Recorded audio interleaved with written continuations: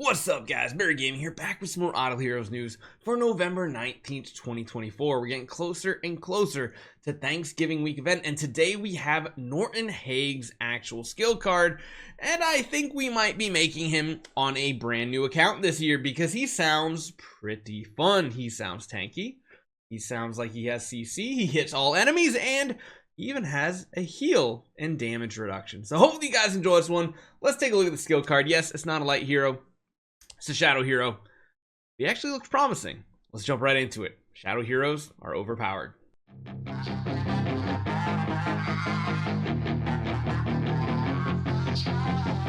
Okay, so let's take a look. We got this hero here, the shadow hero, which is confirmed. I mean, we had all these grave tombstones and everything behind him anyway. Necropolis, we do have it here. And let's start off with his active skill. So first and foremost, there is a keyword with his skill set. Breath of Abysmal Sea. It's a skill effect, cannot be removed or anything. Used to enhance the effects of the active skill, stackable to a certain number of layers. Just beware, this is an ability he puts on enemies, not himself like you see a lot of newer heroes do. So these go on enemies, and he has multiple different ways to apply it. But let's talk about the actual active skill, Call of Terex. Deals attack damage to all enemies.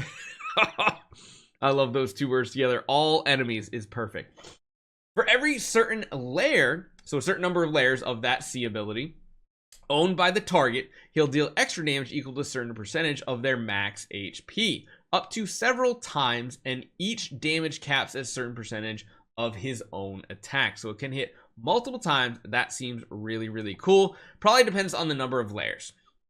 Then if it has a certain number of layers of it, he will then also restore self HP equal to a certain percentage of the damage that he deals, and removes all layers from the target. So it sounds like the main part of his ability here will not remove it. So the extra damage will happen until they hit that max stack. And then once they hit the max stack, that will trigger his heal portion and then remove it from the target. Meanwhile, will then also reduce the target speed for several rounds. That I don't feel like is a huge deal. But the fact that it sounds like you can just keep building up the Breath of Abysmal Sea on the target until it gets to the correct number of stacks sounds a lot like what we have for like the last version of Destiny transition skills, where it's like, you know, at first it's like it'll consume 3 or 6, but then when you get to the ultimate version of it, it doesn't consume it early on. It waits till it gets to the max stack. That sounds pretty cool. Now, what's really nice about his kit, you can see there's not a lot of text on this, which is really cool, but he increases his HP, speed, control immunity, and damage reduction. There's no attack on here, which is a little bit of a negative, but he's going to be more of a tanky hero, it sounds like. But having damage reduction built in, and even control immunity in the early game, that is a huge help for things like Tower, Sealand, and a whole bunch of other game modes. So, passives, pretty solid. Having damage reduction is like a must-have for an early game hero. Next up, we have another passive skill, Tempestuous Undercurrent. Okay, change the base attack to deals attack damage to random enemies. So the positive here, it's not a single target hit. It is going to hit multiple targets, and it has a chance to inflict layers of that, a Breath of Abysmal Sea, and a chance to inflict a stun effect for several rounds. So not only is this going to do some, like, probably a little bit of damage, it doesn't sound like it's going to do crazy amounts or anything like that.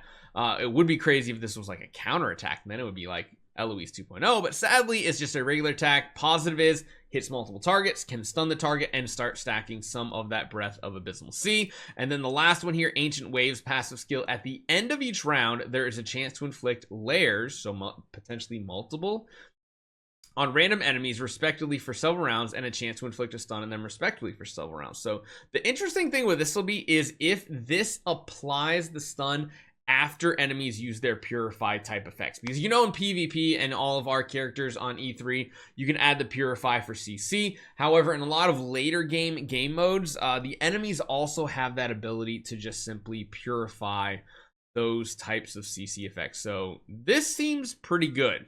Very short descriptions over here, which again, I like short descriptions so long as they're still powerful. He does have some healing. It does have some like rules to it, so I don't know how good he's going to be in something like Sealand.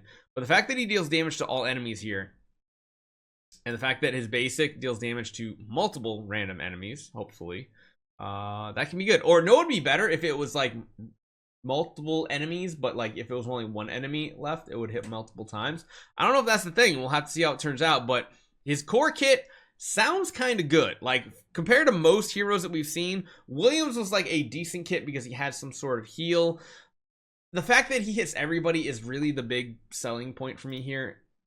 I'm intrigued to see how he turns out. So we might start a brand new account this week. We'll have to see.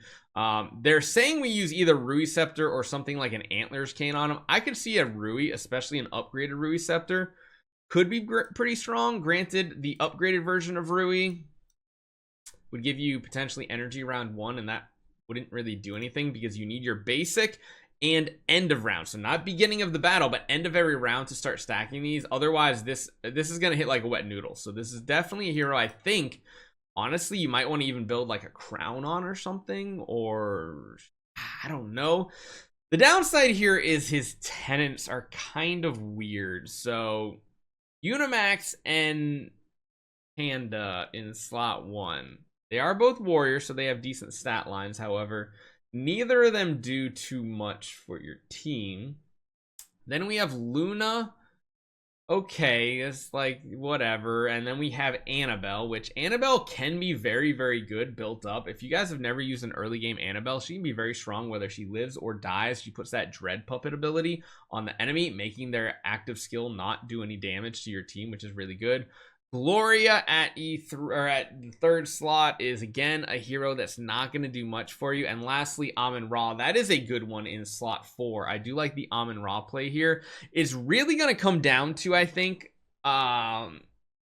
potentially if he transitions to another hero very well. But sadly, these tenants are not very great. Now, I do think this is probably going to be the play. Maybe we should actually start our new account, maybe today or tomorrow. We'll see if I release like the first series. I know there's a lot of people in our last video that said we should just take one of our old accounts and continue from there. I might do that. Leave a comment in this video too. Do you think this will be a fun series to see what he would be as a first E5 hero from scratch? Would you rather see how he turns out as a first E5 hero after that whole beginning part, maybe like transitioning from an Eloise to him or something? I don't think he's going to be better than Eloise. It just, his kit sounds decent enough that I think he does have at least a little bit potential, like at least a little bit potential to make him viable. I mean, we've had Horus, had Gara, Ithaca, Tix, Eloise, even Betty's not that bad in the early game, and I'm hoping the Shadow tradition does continue. We'll have to see though. I'm not 100% sold, but I think he'd be good. So let me know what you guys think. If you guys are gonna build him this week as well, hit me up on Discord. I love to test him out on your account as well. I'll see you guys next time.